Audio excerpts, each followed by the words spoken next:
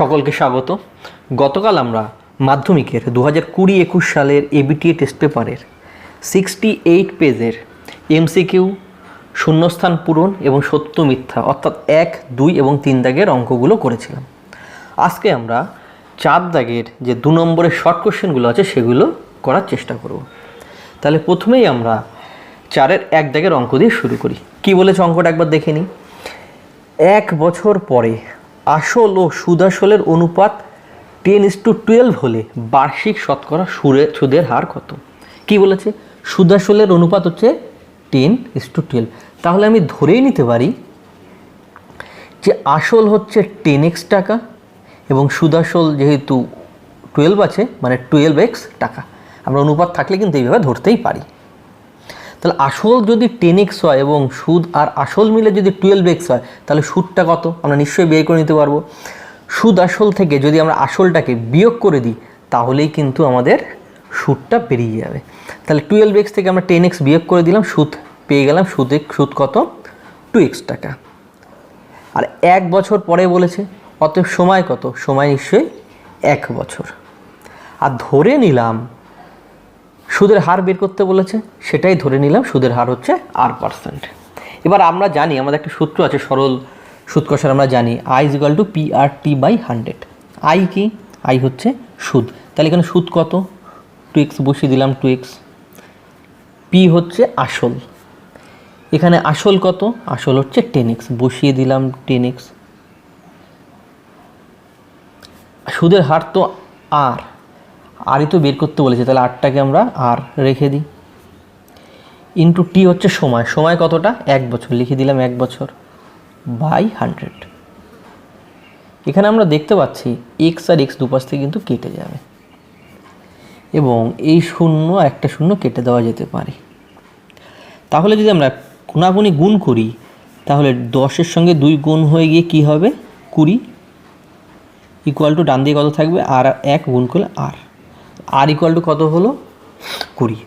তাহলে সুদের হার কিন্তু আরই ধরেছিলাম R%, তাহলে সুদের হার কত পার্সেন্ট হলো? 20%। তাহলে অ্যান্সার কি? 20%। এটাই হচ্ছে কিন্তু অ্যান্সার। তাহলে আমরা চলে যাই এবার নেক্সট অঙ্কে। নেক্সট অঙ্কে কি বলেছে? বার্ষিক নির্দিষ্ট শতকরা চক্রবৃদ্ধি হার সুদে কিছু টাকা n বছরে দ্বিগুণ হলে কত বছরে 4 গুণ হবে? বলেছে চক্রবৃদ্ধি হার সুদে কিছু টাকা n বছরে দ্বিগুণ হয়, তাহলে 4 গুণ কত বছরে হবে? আচ্ছা, আমি আসল পি ধরে নিলাম x টাকা। চক্রবৃদ্ধি হার সুদে কিছু টাকা n বছরে দ্বিগুণ হবে। দ্বিগুণ হবে মানে কি? সুদ নিশ্চয়ই সমপরিমাণ হবে, তাহলেই তো টাকাটা দ্বিগুণ হবে। কারণ আসল যদি 100 হয় আর সুদও যদি 100 হয় তবেই কিন্তু 200 হয়ে যাচ্ছে, তাই তো? সুদ আর আসল মিলে তার মানে আলটিমেট তখন টাকাটা দ্বিগুণ হয়। তাহলে দ্বিগুণ হওয়া মানে যে আসল যতটা সুদও নিশ্চয়ই ততটা। তাহলে আমরা সুদ ধরে নিলাম কত? x টাকা। সুদের হার এইটা কিন্তু R% ধরে নিলাম, আর সময় বলে দিয়েছে n বছর, n বছরে। তাহলে আমরা জানি কিন্তু চক্রবৃদ্ধির ক্ষেত্রে সমূল বৃদ্ধির একটা সূত্র রয়েছে যে সমূল বৃদ্ধি ইকুয়াল টু আসল P × 1 + R/100 মাথায় T মানে সময় বা n। তাহলে এক্ষেত্রে কি বলেছে? দ্বিগুণ হবে মানে সমূল বৃদ্ধি 2x, তাই 2x লিখলাম ইকুয়াল টু আসল P আছে, আসল কত এখানে? x, তাই x লিখলাম। সূত্র 1 + R/100, সুদের হার আরই আছে তাই R/100 লিখলাম। উপরে হচ্ছে সময়, সময় কত? n বছর বলেছে, n লিখলাম। তাহলে পরের লাইনে আমরা কি করতে পারি? x কিন্তু কেটে যাচ্ছে, তাহলে দেখতে পাচ্ছি মানে 2 = 1 + R/100⁴ n।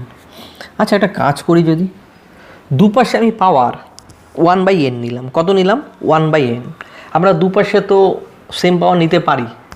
দুপাশে আমরা স্কোয়ার করি, মাথায় 2 নেই। দুপাশে আমরা কিউব করি, মাথায় 3 নেই। তো এই একইভাবে আমরা যদি দুপাশে পাওয়ার 1/n নিই তাহলে বাদিকে কত হবে? 2⁴1/n। আর ডান দিকে কত হবে? 1 + R/100। এর মাথায় যদি আমি 1/n নিই তাহলে n ইন্টু 1/n, n আর n কেটে যাবে না, তাহলে মাথায় কিন্তু কিছুই থাকবে না, তাহলে 1 plus r/100 is equal to 2^1/n হবে। এটাকে একটা ইকুয়েশন নাম্বার দিয়ে রাখলাম, ইকুয়েশন 1। এবার আমাকে বলেছে কত বছরে 4 গুণ হবে। 4 গুণ হওয়া মানে কি, আসল যদি x হয় তাহলে সুদ আর আসল মিলে 4x হবে, তাহলে সমৃদ্ধি মূলের জায়গায় কত লিখতে পারি আমি 4x, তাই তো। আর আসল কত x ইন্টু 1 প্লাস r/100 ধরে নিই কত বছর, না ধরে নিলাম বছরটা m, তাহলে আমরা একটু এখানে ধরে নিই, ধরি নির্ণেয় সময় m বছর। তাহলে সবৃদ্ধি মূল ইকুয়াল টু কী হবে, আসল into 1 plus r/100 to the power m। সবৃদ্ধি মূল কত বলেছে, 4 গুণ হবে বলেছে, মানে 4x। x আসল এটা যেমন আছে থাকলো 1 plus r/100 to the power m থাকলো। দুপাশ থেকে কিন্তু x কেটে যাচ্ছে দেখতে পাচ্ছি আমরা। এইবার একটা জিনিস আমরা খেয়াল করব, যে বাদিকে যেমন 4 আছে, 4কে আমরা 2-এর মাথায় নিশ্চয়ই 2 লিখতে পারি, 2 এর স্কোয়ার 4 হয়, লিখলাম। আর এখানে 1 প্লাস r/100 এটার কিন্তু মান বের করা আছে কত, 2^1/n।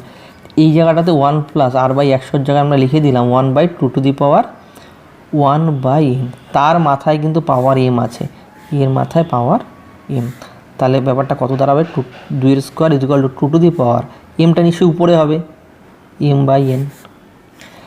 আর আমরা সূচকের অঙ্কে কিন্তু করেছি, নিচের এই দুটো যদি সমান থাকে উপরে পাওয়ার কিন্তু সেম হবে, তো উপরের পাওয়ার কত হবে, অতএব 2 ইকুয়াল টু m/n আমরা লিখতে পারি, অতএব m ইকুয়াল টু 2n।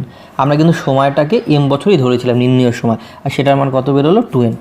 তাহলে আমাদের এখানে উত্তর কি হবে, কত বছর পরে 4 গুণ হবে, 2n বছর পরে 4 গুণ হবে, তাহলে এটাই 2nটাই কিন্তু অ্যান্সার। এবার আমরা পরের অঙ্কে চলে যাই। কি বলেছে পরের অঙ্কে দেখি, একটি অংশীদারি ব্যবসায় 3 জনের মূলধনের অনুপাত 3:8:5 এবং প্রথম ব্যক্তির লাভ তৃতীয় ব্যক্তির লাভের থেকে 60 টাকা কম হলে ব্যবসায় মোট কত লাভ হয়েছিল। 3 জনের মূলধনের অনুপাত যদি 3:8:5 হয়, আমরা কিন্তু এইভাবে ধরতে পারি যে প্রথম জনের মূলধন হচ্ছে 3x, দ্বিতীয় জনের মূলধন 8x, তৃতীয় জনের মূলধন 5x টাকা। এবার বলেছে তৃতীয় ব্যক্তির লাভের থেকে 60 টাকা কম, কার, প্রথম ব্যক্তির লাভ, মানে প্রথম ব্যক্তির লাভ তৃতীয় ব্যক্তির থেকে 60 টাকা কম। তাহলে প্রথম ব্যক্তির লাভ আর তৃতীয় ব্যক্তির লাভের মধ্যে পার্থক্য কত, তৃতীয় ব্যক্তির লাভ 5x, প্রথম ব্যক্তির লাভ 3x, তাহলে কত কম, 5x মাইনাস 3x। আর প্রস্তানুসারে সেটাই কত, 60 টাকা বলেছে না, 60 টাকা কম, তাহলে প্রস্তানুসারে আমরা লিখে দিই যে 5x minus 3x is equal to 60, তাহলে 5x মাইনাস 3x করলে কত হবে, 2x ইকুয়াল টু 60, অতএব x ইজ ইকুয়াল টু কত হবে 30, তাই তো। এইবার আমাকে ব্যবসায় মোট কত লাভ হয়েছিল বের করতে বলেছে। প্রথম জনের লাভ 3x, দ্বিতীয় জনের লাভ 8x, তৃতীয় জনের লাভ 5x, অতএব মোট লাভ কত হচ্ছে, তার মানে অতএব মোট লাভ 3x plus 8x plus 5x টাকা, তাই তো, equal to 16x equal to, আমরা কিন্তু x এর মান বের করে ফেলেছি, তো 16 ইন্টু 30 এত টাকা ইজ ইকুয়াল টু 48, 480 টাকা। তাহলে মোট লাভ কত, 480, তাহলে 480 ইজ দ্য রাইট অ্যান্সার। তাহলে আমাদের কিন্তু 3 নম্বরের অঙ্কটাও হয়ে গেল। এবার আমরা 4-এর অঙ্কে চলে যাই, দেখি 4-এর অঙ্কে কী বলেছে। K x square plus 2x plus 3k equal to 0 এই সমীকরণের বীজদ্বয়ের সমষ্টি এবং গুণফল বলেছে সমান। বীজদ্বয়ের সমষ্টি এবং গুণফল সমান হলে কে এর মান আমাকে বের করতে বলেছে। আচ্ছা, আমরা এই সমীকরণের বীজ দুটো ধরে নিই, একটা বীজ ধরে নিলাম আলফা, তাহলে অপর বীজটা নিশ্চয়ই বিটা।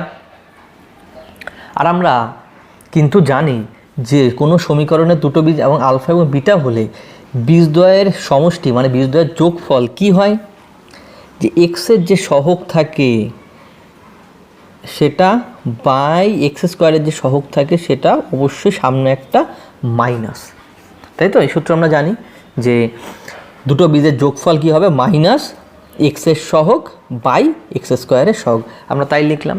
আর গুণফলের ক্ষেত্রে আমরা কি জানি, গুণফল হয় প্লাস ধ্রুবক পদ যেটা আছে মানে এখানে 3k আছে বাই এক্স স্কোয়ারের সহগ যে আছে এখানে কি আছে, বা কে এখানে কেটে যাচ্ছে, কাটতেই পারি কারণ এখানে কিন্তু ব্র্যাকেটে দিয়ে দিয়েছে, যেহেতু আমি তাহলে লিখে দিই কে নট ইকুয়াল টু 0, কারণ কে 0 হলে কিন্তু আমরা কাটতে পারতাম না। যাই হোক, তাহলে বীজ দুটোর যোগফল কত হলো, -2/k আর গুণফল 3। আর এখানে কি বলেছে, বীজ দুটোর সমষ্টি এবং গুণফল সমান বলেছে, কিন্তু সমষ্টি আর গুণফল সমান বলেছে। অতএব প্রস্থানুসারে আমরা লিখতে পারি যে -2/k ইকুয়াল টু 3, তাই তো? তাহলে আমি কোনাকুনি গুণ করলে কি হবে, যে 3k ইকুয়াল টু -2, অতএব k ইকুয়াল টু -2/3, তাহলে এটার অ্যান্সার হবে কিন্তু -2/3, এটাই হচ্ছে অ্যান্সার। এবার আমরা চলে যাই 5 নম্বর অঙ্কে, কি বলেছে দেখি। ছোট্ট একটা রুট দিয়ে কিছু সংখ্যা দিয়েছে আর ক্যালকুলেশন করতে হবে, সোজা কথা ক্যালকুলেশন। এটা একেবারে ছোটোবেলা থেকে করে আসছে, এখানে কোনো অসুবিধা হয় বলে মনে হয় না। রুট আছে, প্রথমে রুট যেমন আছে প্রথমগুলো লিখে দিলাম, 5 প্লাস √11 প্লাস √19 প্লাস √29 প্লাস √49। √49 মানে কত, √49 মানে আমরা জানি কিন্তু 7, তাই তো? লিখে দিলাম 7। তো পরের লাইন লিখে ফেলি, 5 প্লাস √11 প্লাস √19 প্লাস √29 প্লাস 7 যোগ করলে কত হয়, যোগ আছে 29 প্লাস 7 যোগ করলে কিন্তু 36 হচ্ছে, লিখে দিলাম আমরা 36।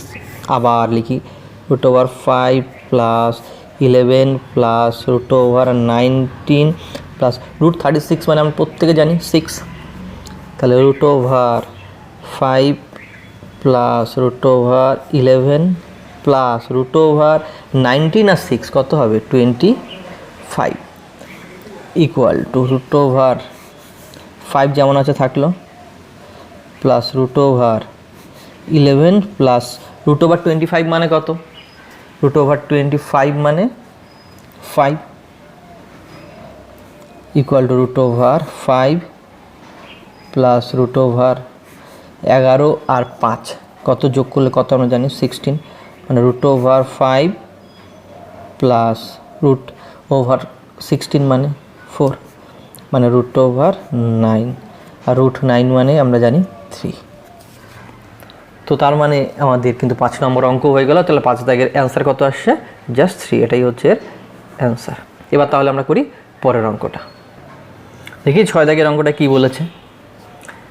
13 সেমি দৈর্ঘ্যের ব্যাসার্ধের দুটি সমান বৃত্ত, এই দুটো বৃত্ত আমরা নিলাম, দুটোই 13 সেন্টিমিটার ব্যাসার্ধ, পরস্পরকে ছেদ করে এবং তাদের সাধারণ জ্যায়ের দৈর্ঘ্য 10 সেন্টিমিটার। এই দুটো বৃত্ত যদি পরস্পরকে ছেদ করে তাহলে সাধারণ জ্যা কোনটা, নিশ্চয়ই সি আর ডি। এটা হচ্ছে, তার মানে এটা হচ্ছে 10 সেন্টিমিটার। বৃত্ত দুটির কেন্দ্রদ্বয়ের মধ্যে দূরত্ব কত, মানে বৃত্ত একটা কেন্দ্র এ ধরেছে আর একটা বি ধরেছে, মানে আমাকে এ আর বি এর দৈর্ঘ্যটা বের করতে হবে, এ বি এর ডিস্টেন্স।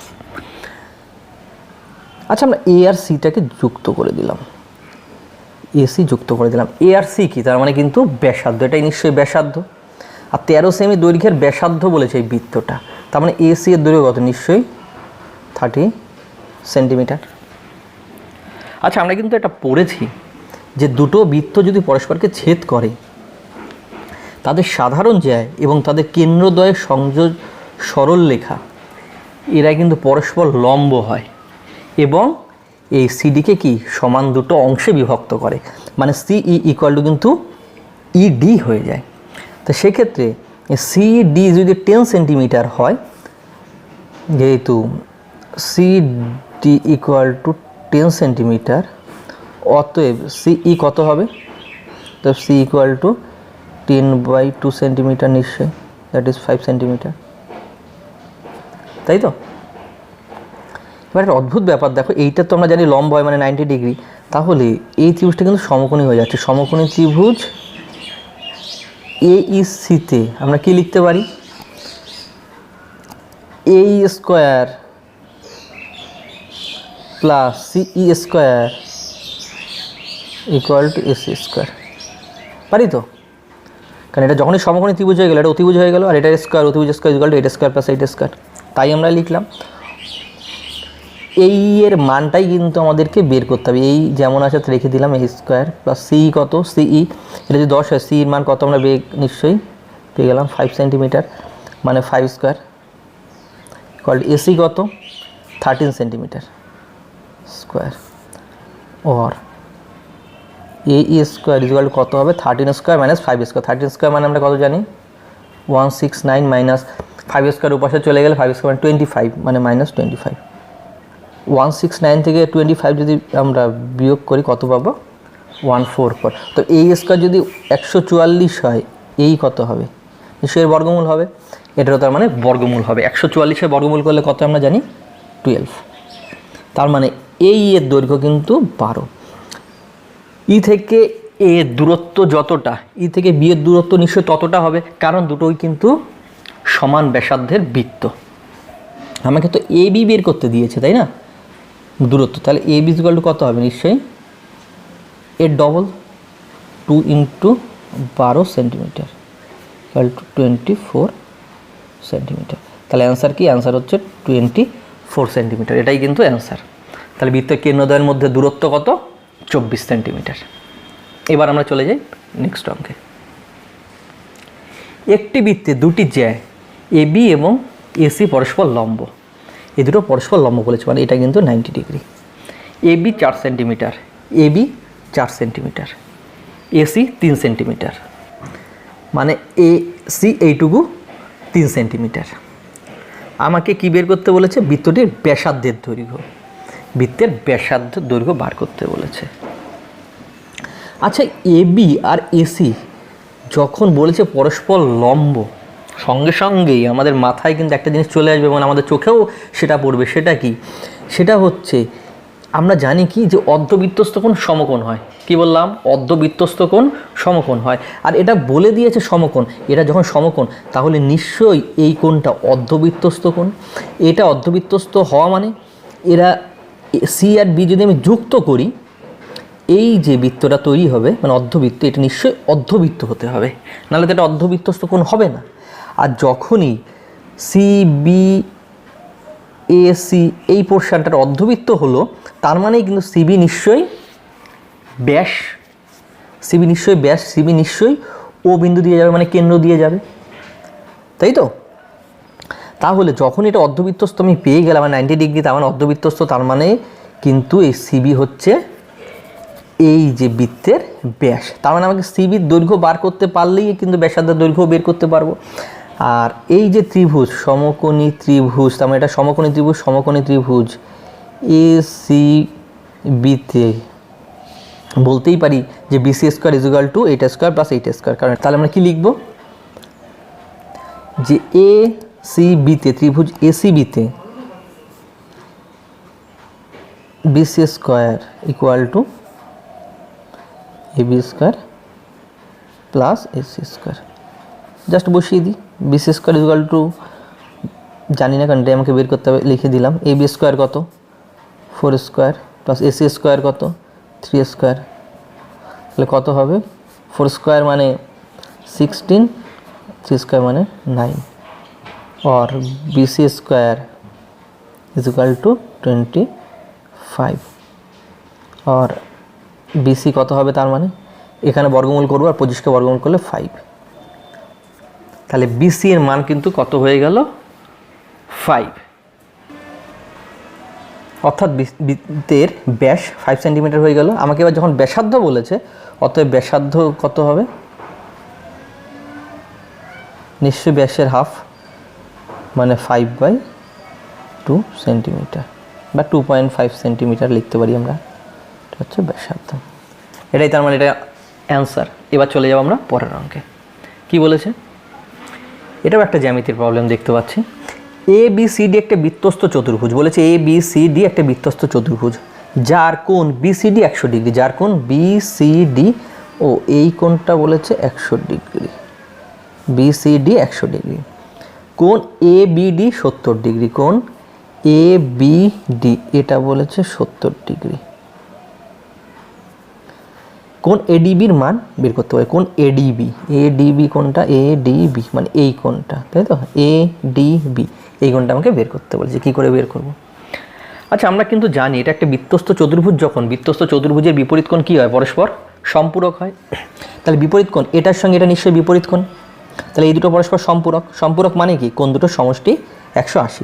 তাহলে আমরা একটু তাই লিখলাম যে কোণ বিএডি এবং কোণ বিসিডি বৃত্তস্থ চতুর্ভুজের বিপরীত কোণ এটা এবং এটা, অতএব এই কোণ দুটো যোগফল 180, তাই লিখলাম। অর বিএডি যেমন আছে থাকলো বিএডি, আর যোগ বিসিডি, বিসিডির মান কিন্তু বলে দিয়েছে 100, বসিয়ে দিলাম 100 ডিগ্রি ইকুয়াল টু 180। তার মানে অতএব কোণ বি এর ডি ইকুয়াল টু কত হবে, 180, 100 পাশে চলে যাবে, 180 মাইনাস 100 কত হবে, নিশ্চয়ই অনলি 80 ডিগ্রি। তার মানে আমার কিন্তু কোণ এইটা হয়ে গেল 80 ডিগ্রি। এবার একটু ভালো করে খেয়াল করব, এই ত্রিভুজ এ বি ডি, এই ত্রিভুজের ক্ষেত্রে কোন ত্রিভুজ দিয়ে নিই, এ বি ডি, ত্রিভুজ এ বি ডি এর এবিডি এর তিনটে কোণের সমষ্টি কত, 180 না? আমরা তো জানি তো যে কোনো ত্রিভুজের তিনটে কোণের সমষ্টি 180 হয়। তার মধ্যে এই কোণটার মান আমি জেনে গেছি, এটার মানও দেওয়া আছে, তাহলে এটার মান আমরা বের করতে পারবো না। 180 থেকে যদি আমি এই দুটো বিয়োগ করি আমি বের করতে পারবো না, তাহলে একবারই করে দিলাম, নিশ্চয়ই তোমরা বুঝতে অসুবিধা হবে না, একবারে করে দিই। তাহলে ত্রিভুজ এ বি ডি এর কোণ A D B equal to কত হবে, 180 মাইনাস 70 প্লাস 80, তাই তো? তাহলে 180 মাইনাস 780 মানে 150, 180 মাইনাস 150 মানে 30। তাহলে A DB, that is A DB, এটাই বের করতে বলেছে হচ্ছে 30 ডিগ্রি, মানে এটাই কিন্তু অ্যান্সার। এটাও আমাদের হয়ে গেল। তাহলে আমরা চলে যাই নেক্সট প্রবলেমে। কি বলেছে, কোনো বৃত্তে এ বি ও এসি দুটি জ্যা, কোনো একটা বৃত্তে এ বি এবং এসি বলেছে দুটো জ্যা, বি ও সি বিন্দুতে, বি এবং সি বিন্দুতে অঙ্কিত স্পর্শক দুটি, এই দুটো বিন্দুর স্পর্শক অঙ্কন করতে বলেছে। স্পর্শক দুটি যদি পি বিন্দুতে ছেদ করে, কোণ বিএসি 54 ডিগ্রি, কোণ বিএসি এটা হচ্ছে 54 ডিগ্রি হলে বিপিসির মান কত, বিপিসি এই কোণটার মান আমাকে বের করতে বলেছে। কি বলেছে আরেকবার দেখে নিই, বলা আছে দুটো জ্যা আর এই দুটো বিন্দুতে দুটো স্পর্শক, এটা বলা আছে। আর জাস্ট বলা আছে বিএসি এই কোণটা হচ্ছে 54 ডিগ্রি, আর কিচ্ছু বলা নেই, আমাকে বের করতে দিয়েছে এই কোণটা বিপিসি এর মান। আচ্ছা, এই যে বৃত্ত এ সি বি, এই বৃত্তের বিএসি এটা কিন্তু নিশ্চয়ই বৃত্তস্থ কোণ, আর বিওসি মানে এই কোণটা নিশ্চয়ই কেন্দ্রস্থ কোণ। আর আমরা কি জানি, কেন্দ্রস্থ কোণ বৃত্তস্থ কোণের দ্বিগুণ হয়, তাই তো জানি। জাস্ট আমরা সেই লাইনটা লিখলাম, আর কিচ্ছু লিখিনি, যে কেন্দ্রস্থ বিওসি 2 ইন্টু বৃত্তস্থ বিএসি। এইবার কেন্দ্রস্থ বিওসি এই কোণের মান কত হবে, 2 ইন্টু বৃত্তস্থ বিএসির মান কত, বিএসি মানে 54 ডিগ্রি, তাই লিখলাম। তাহলে 2 ইন্টু 54 ডিগ্রি মানে কত হয় আমরা জানি, 108 ডিগ্রি। তাহলে এই কোণটার মান কত হয়ে গেল, 108 ডিগ্রি। আচ্ছা, আমরা কিন্তু এটা জানি যে স্পর্শক এবং ওই স্পর্শ বিন্দুগামী যে মানে যদি কেন্দ্র থেকে যুক্ত করা হয়, এটা কিন্তু পরস্পর লম্ব হয়ে যায়, মানে ব্যাসার্ধ এবং ওই বিন্দুগামী স্পর্শক পরস্পর কি হয়, লম্ব হয়। মানে এইখানে এটাও নিশ্চয়ই 90 ডিগ্রি, একইভাবে এটাও ব্যাসার্ধ, পরিধির উপর ওই বিন্দুতে এটা স্পর্শক, তার মানে এটাও 90 ডিগ্রি কিন্তু আমরা উপপাদ্যেই পড়েছি। বাহ, তাহলে এই যে চতুর্ভুজ BOCP এর দেখা যাচ্ছে তিনটে কোণই আমার জানা হয়ে গেল। এটা 90, এটা 90, এটা 108। তাহলে এটা নিশ্চয়ই বের করতে কোনো অসুবিধা হবে না। আচ্ছা, আরেকটু সোজা করে দিই আমরা, এটা 90 আর এটা 90 বলেছে, মানে এই দুটো সমষ্টি কত? 180।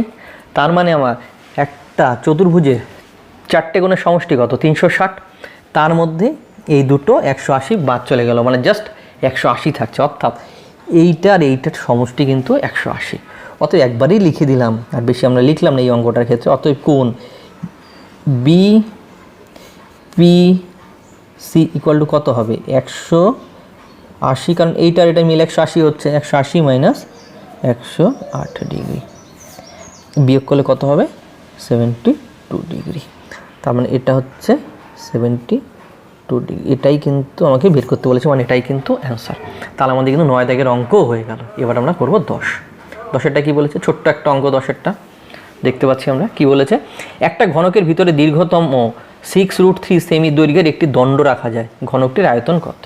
তা ঘনক এর অঙ্ক তোমরা আগে করেছো, আয়ত ঘনকেরও করেছো। একটু ভালো করে যদি খেয়াল করো দেখতে পাবে যে একটা ঘরের মধ্যে সব থেকে বড় যে দণ্ডটা রাখা যায় সেটা ওই ঘরের কিন্তু কোনাকুনি বরাবরই রাখা যায়, অর্থাৎ কর্ণ বরাবর।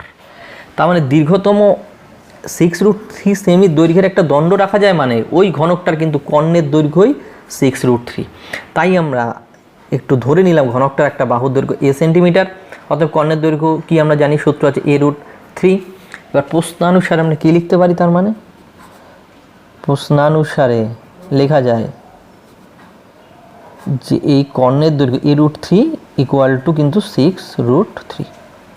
√3 দুপাশ থেকে কেটে গেলে a ইকুয়াল টু 6 থাকবে, অর্থাৎ ওই ঘনকটার একটা বাহুর দৈর্ঘ্য কত? 6 সেন্টিমিটার, তাই তো?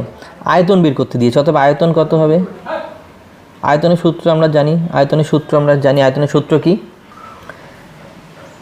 a কিউব আমরা সূত্র জানি, মানে বাহুর কিউব। তাহলে আয়তন কত হবে? 6, আয়তন ইকুয়াল টু 6 কিউব, এত ঘন সেমি।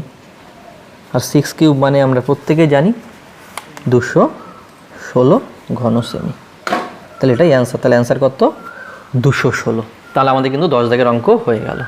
এবার আমরা করব 11 দাগের অঙ্ক। 11 দাগে কী বলেছে তাহলে দেখি। সমান দৈর্ঘ্যের ব্যাস এবং সমান উচ্চতা বিশিষ্ট নিরেট লম্ববৃত্তাকার চোঙ, নিরেট লম্ববৃত্তাকার শঙ্কু এবং নিরেট গোলকের আয়তন এর অনুপাত আমাকে নির্ণয় করতে বলেছে। সমান দৈর্ঘ্যের ব্যাস বলেছে। আচ্ছা, ব্যাস যদি সমান হয় নিশ্চয়ই ব্যাসার্ধও সমান হবে। তার মানে চোঙ, শঙ্কু এবং গোলক তিনজনের কিন্তু ব্যাসার্ধ সমান। আমি ধরে নিলাম সেই ব্যাসার্ধটা হচ্ছে r একক। আর বলেছে তিনজনের উচ্চতাও সমান, ধরে নিলাম উচ্চতা হচ্ছে h একক। আচ্ছা, চোঙের না হয় উচ্চতা বুঝলাম, এটা উচ্চতা হয়। শঙ্কুর না হয় উচ্চতা বুঝলাম, এটা উচ্চতা হয়। এবার প্রশ্ন হচ্ছে গোলকের উচ্চতা আবার কোনটা? গোলকের সেই অর্থে উচ্চতা না থাকলেও, আমরা না দেখলেও, আমরা গোলকের যদি আমরা নিচে রাখি আর কি, যত হাইট অবধি গোলকটা উঠে আছে, মানে গোলকটাকে যদি আমি নিচে রাখি, একেবারে গোলকের যে মাথা এইটাকে আমরা হাইট মানে উচ্চতা ধরতে পারি। আর এই হাইটটা অ্যাকচুয়ালি কী হবে গোলকের ক্ষেত্রে? ব্যাসটাই নিশ্চয়ই হাইট, তাই তো? তাই তিনজনের উচ্চতা যদি সমান বলে এবং সেটা যদি h ধরা হয়, তাহলে গোলকের ক্ষেত্রে ব্যাস অর্থাৎ 2r, এই 2rটাই কিন্তু নিশ্চয়ই h হবে, কি তাই না? তাহলে আমরা কিন্তু ধরতে পারি বা লিখতেই পারি, অতএব প্রশ্নানুসারে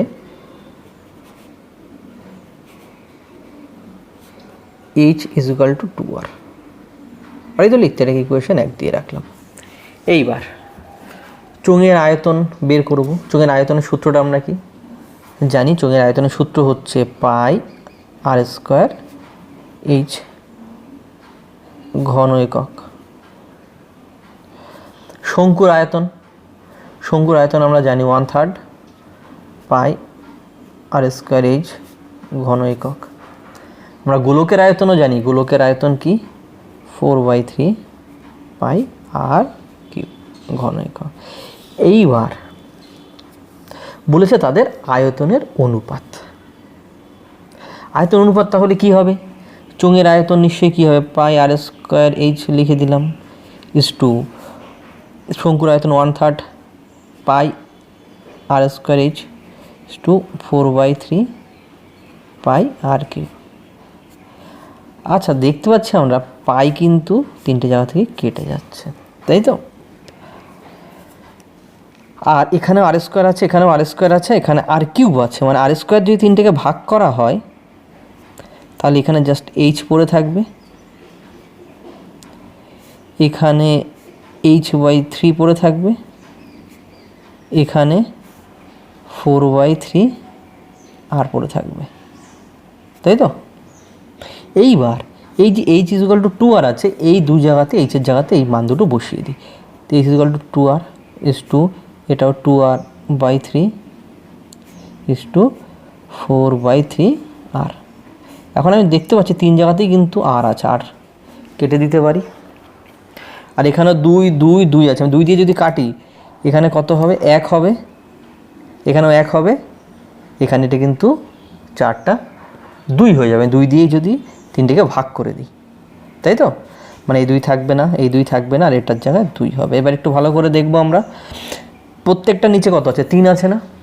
অনুপাত ভগ্নাংশ নিশ্চয়ই রাখা যায় না, আমরা কী করবো, তিনটে অনুপাতকে 3 দিয়ে গুণ করে দেবো, মানে অ্যাকচুয়ালি নিচে ভগ্নাংশ যা থাকে তার লসাগু দিয়ে গুণ করতে হয়। 3 আর 3 এর লসাগু নিশ্চয়ই 3, 3 দিয়ে গুণ করলে এখানে তো কিছু নেই, মানে 1 আছে, এখানে কত হবে, 3 হবে, তাই তো? 3 হবে, এখানে কত হবে, 3 আর 3 গুণ করলে 3 কেটে যাবে, উপরে 1 আছে মানে 1 হবে, আর এখানে 3 দিয়ে গুণ করলে 3 আর 3 কাটবে, উপরে 2 থাকবে। তাহলে এই আয়তনের অনুপাত নির্ণয় করতে বলেছে, এইটাই কিন্তু আয়তনের অনুপাত, অর্থাৎ এটাই কিন্তু অ্যান্সার। তাহলে আমরা চলে যাচ্ছি 12 অঙ্ক, অর্থাৎ 2 এর দাগের অর্থাৎ 4 এর দাগের লাস্ট অঙ্ক। তাহলে 12টা কী বলেছে দেখি, একটি গোলক, একটি লম্ববৃত্তাকার চোঙ, উভয়েরই ব্যাসার্ধ 3 সেন্টিমিটার, দুটোরই ব্যাসার্ধ 3 সেন্টিমিটার। তা আমি লিখি গোলক এবং লম্ববৃত্তাকার চোঙ উভয়েরই ব্যাসার্ধ 3 সেন্টিমিটার। আর কি বলেছে, এদের ঘনফল সমান, মানে এদের আয়তনটা কিন্তু আয়তনের সাংখ্যমান যেটা সেটা সমান, চোঙের উচ্চতা বের করতে হবে। গোলক এবং লম্ববৃত্তাকার চোঙ দুটোরই ব্যাসার্ধ আমি 3 সেন্টিমিটার লিখে নিলাম, আর ধরে নিলাম যে চোঙের উচ্চতা হচ্ছে 8 সেন্টিমিটার। আমাকে তার মানে এই এইচটাকে বের করতে পারলেই অঙ্ক শেষ।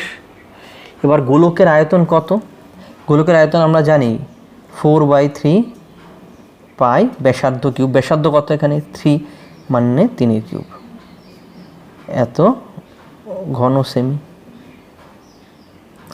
আর চোঙের আয়তন, চোঙের আয়তন আমরা জানি পাই আর স্কোয়ার, আর মানে এখানে ব্যাসার্ধ 3 মানে 3 স্কোয়ার ইন্টু এইচ ঘন সেমি। এবার বলেছে এদের ঘনফল সমান, তাহলে আমরা কি লিখতে পারি, প্রশ্নানুসারে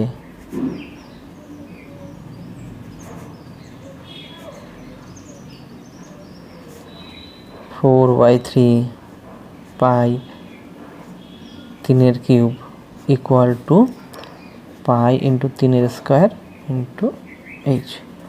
আর দুপাশ থেকে কিন্তু পাই পাই কেটেই দেওয়া যায় প্রথমে, তাহলে এখানে কত থাকছে 4/3 ইন্টু কিউব, 3 কিউব মানে নিশ্চয়ই 3খানা 3, আর 3 স্কোয়ার মানে নিশ্চয়ই 2খানা 3 ইন্টু এইচ। এই 3-এর সঙ্গে 3 কাটতেই পারি, আর এই 3 কাটবে, এই 3-এর সঙ্গে এই 3 আমি কাটলাম, তাহলে অতএব এইচ ইকুয়াল টু কত পড়ে থাকলো, বাহ, একবারে কিন্তু আমাদের উত্তর বেরিয়ে গেল। তাহলে চোঙের উচ্চতা এইচ ধরেছিলাম, সেটা কত বেরোলো 4, অতএব এটাই কিন্তু নিশ্চয়ই আমাদের উত্তর। তাহলে চোঙের উচ্চতা হলো 4 সেন্টিমিটার, এটাই কিন্তু আমাদের 4-এর লাস্ট অঙ্ক ছিল। তাহলে আজকে আমাদের এই ক্লাস এখানে আমরা শেষ করি, আমাদের নেক্সট দিন দেখা হবে পরের পেজের এমসিকিউ, সত্য মিথ্যা এবং শূন্যস্থান পূরণ নিয়ে।